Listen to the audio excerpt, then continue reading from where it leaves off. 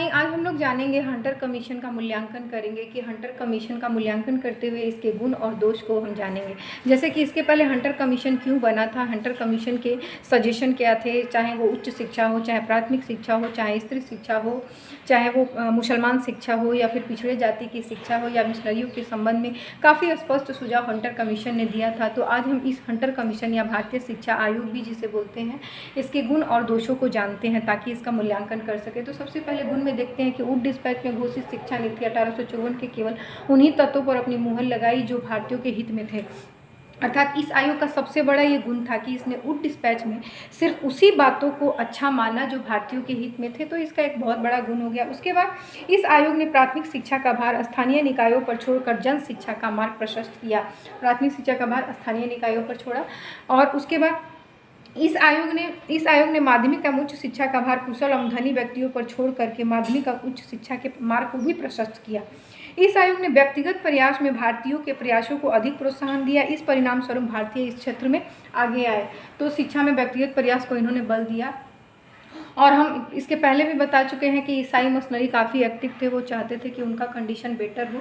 लेकिन जो Hunter commission था या लॉर्ड रिपन जो वायसराय थे, उन्होंने ईसाई मशीनरियों के बात को पूरी तरीके से खारिज कर दिया और बोला कि जितना हिंदू सभ्यता संस्कृति को फैलाने वाले जो हिंदू स्कूल हैं और जो ईसाई स्कूल हैं, दोनों को समान दर्जा दिया और इनको बहुत ज़्यादा इसमें महत्व नहीं दिया गया। तो कहीं ना कहीं ईसाई मशीनरी के प्रभुत्व की समाप्ति हो गई थी। अनुदान में इसके पहले भी बोला था कि 1854 ईस्वी में अनुदान की नीति जो होती है काफ़ी कठोर और रिगिड थी।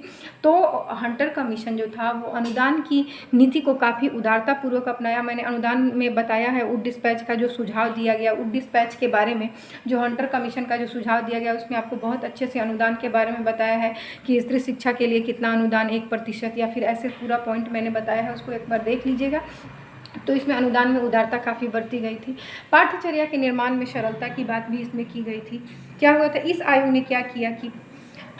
ने क्या किया कि शिक्षा के विभिन्न स्तरों के शिक्षा के उद्देश्य अलग अलग निश्चित कर, मतलब कि माध्यमिक स्तर में शिक्षा का स्तर क्या होना चाहिए, प्राथमिक स्तर में शिक्षा का उद्देश्य क्या होना चाहिए, हाई स्कूल में या उच्च शिक्षा में शिक्षा का क्या उद्देश्य होना चाहिए। तो इन्होंने काफ़ी अच्छे से शिक्षा के उद्देश्यों को अलग अलग बांट दिया। इससे मतलब कि फ़ायदा क्या हुआ कि किसी भी स्तर की पाठ्यचर्या को निर्माण करने में काफ़ी सरलता होगी। जब हम उद्देश्य अलग अलग बांट देंगे तो हमको पाठ्यचर्या के निर्माण में सरलता हो जाएगी बनाने में। उसके बाद है विभिन्न स्तरों पर शिक्षा की पाठ्यचर्या की रूपरेखा। इस आयोग ने भिन्न भिन्न स्तरों की शिक्षा की पाठ्यचर्या की रूपरेखा भी प्रस्तुत की। इसने माध्यमिक शिक्षा की पाठ्यचर्या को साहित्यिक और व्यावसायिक 2 वर्गों में विभाजित करके एक बड़ा कार्य किया जो शिक्षा को काफ़ी रोजगार परक बनाया। ठीक है। उसके बाद प्राथमिक शिक्षा का माध्यम क्षेत्रीय भाषा। इस आयोग ने प्राथमिक शिक्षा का माध्यम क्षेत्रीय भाषाओं को बनाकर जन शिक्षा का मार्ग जो होता है प्रशस्त किया। ठीक है। उसके बाद इस आयोग ने स्त्री शिक्षा, मुसलमान बच्चों की शिक्षा, पिछड़ी जाति बच्चों की शिक्षा और पिछड़े क्षेत्रों के बच्चों की शिक्षा में काफ़ी अच्छे से सुझाव दिया था, जो मैंने इसके पहले आपको बता दिया है। धर्म शिक्षा के संबंध में हमने बताया था ना कि धर्म शिक्षा के संबंध में बहुत ज़्यादा इन्होंने फोकस नहीं किया। बोला कि धार्मिक शिक्षा पर हम फोकस नहीं करेंगे, लेकिन एजुकेशनल इम्प्लीकेशन की इन्होंने बात की थी कि मतलब शैक्षिक उपलब्धि की इन्होंने बात की थी। शैक्षिक उपलब्धि पर ज़्यादा ध्यान देने की बात की थी, धर्म को नेगलेक्ट किया था। इस आयोग प्राथमिक और माध्यमिक शिक्षकों के प्रशिक्षण के लिए विद्यालय और महाविद्यालय खोलने की सिफारिश की, जो आगे चलकर बहुत लाभकारी हुई। एक और पॉइंट है कि इनके द्वारा प्राथमिक और उच्च शिक्षा के लिए प्रशिक्षण विद्यालय, माने टीचर के लिए प्रशिक्षण विद्यालय खोलने की बात की गई थी, जो आगे चलकर हम लोग के लिए बहुत बड़ी लाभकारी सिद्ध हुई। उसके बाद हम इसके दोष को जानते हैं। इस आयोग ने सरकार का शैक्षिक उत्तरदायित्व तो सीमित कर शिक्षा के क्षेत्र में भारी उथल पुथल पैदा कर दी। शिक्षा को स्थानीय निकाय और व्यक्तिगत हाथों में सौंपने से उसका स्तर गिरा और उसकी गुणवत्ता में कमी हो गई। अगर स्थानीय निकायों को सौंप देंगे, कोई कंट्रोल नहीं रहेगा, तो क्या हो जाएगा, शिक्षा की गुणवत्ता में कमी आ जाएगी। उसके बाद इस आयोग ने माध्यमिक और उच्च शिक्षा की संस्थाओं को अनुदान देने की शर्तों को सरल तो बनाया, परंतु उससे परीक्षा फल से जोड़ दिया।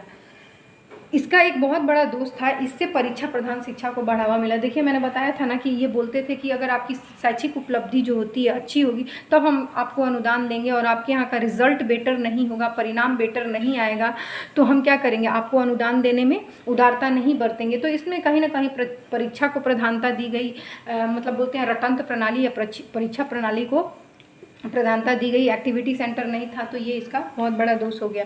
उसके बाद अनिवार्य एवं निःशुल्क शिक्षा की बात तो इसमें की गई थी, लेकिन कोई नियम कानून नहीं बनाया गया था कि किस तरह से अनिवार्य एवं निःशुल्क शिक्षा को प्रभावी बनाया जाए। जैसे अभी अनिवार्य एवं निःशुल्क शिक्षा है तो उसको प्रभावी बनाने के लिए उसको संविधान में लागू किया गया है, उस तरह से नियम कानून बनते हैं, स्कूलों में फंड आते हैं और स्कूल में बताया जाता है कि आपने कितने अनिवार्य निःशुल्क बच्चों को शिक्षा दिया है, कितनों को प्रमोटेड किया है। तो बहुत सारे नियम कानून अभी बन गए हैं, लेकिन उस समय ऐसा कुछ नहीं था, बस बोल दिया गया, छोड़ दिया गया। उसके बाद वर्ग भेद को बढ़ावा मिला, जैसे मैंने आपको बताया कि ये क्या थे, मुसलमान की शिक्षा की अलग बात करते हैं, पिछड़े जाति के बच्चों की शिक्षा की बात अलग करते हैं, शिक्षा पिछड़े क्षेत्रों के बच्चों की शिक्षा की अलग बात करते हैं। तो हर बच्चे को अलग अलग कैटेगरी में रख के शिक्षा देने की बात करते हैं, जिसके कारण ये वर्ग भेद को बढ़ावा देते हैं। उसके बाद व्यावसायिक शिक्षा के बारे में इनका कोई सुझाव नहीं था, वोकेशनल एजुकेशन के बारे में इन्होंने कोई भी सुझाव नहीं दिया था, तो ये इसका एक बहुत बड़ा दोष हो जाएगा। उसके बाद भारतीय शिक्षा आयोग का भारतीय शिक्षा नीति पर क्या प्रभाव पड़ा, हम थोड़ा सा इसके बारे में आपको बताना चाहेंगे। तत्कालीन सरकार ने इस आयोग के प्राय सभी सुझावों को स्वीकार किया और उसके आधार पर कार्य करना शुरू किया।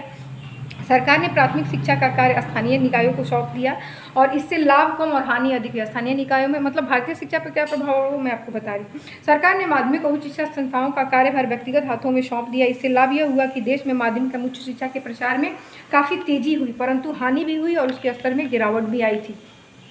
सरकार ने सहायता अनुदान की शर्तों को सरल बनाया तथा संस्थाओं को आर्थिक अनुदान प्राप्त करने में सरलता हुई। जगह जगह संस्थाएं खोली गई और उन्हें चलाया गया। इस आयोग की सिफारिश के आधार पर व्यक्तिगत प्रयासों में भारतीयों को प्रोत्साहित किया गया। इससे भारतीयों ने शिक्षा की व्यवस्था में रुचि ली और उसके प्रचार प्रसार में काफ़ी योगदान मिला।